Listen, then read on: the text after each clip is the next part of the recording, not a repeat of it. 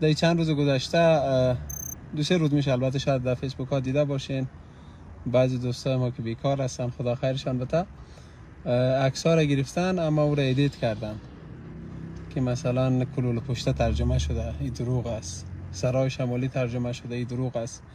و کسایی که ادبیات خواندن و میدانن ما نام های مختلفی داریم، از نام های مرکب و نام های بسیط گرفته تا نام های خاص و نام های معرف که خب ترجمه ها واقعا اشتباهه. اصلا کلو پشترش که ترجمه کرده نمیتونه.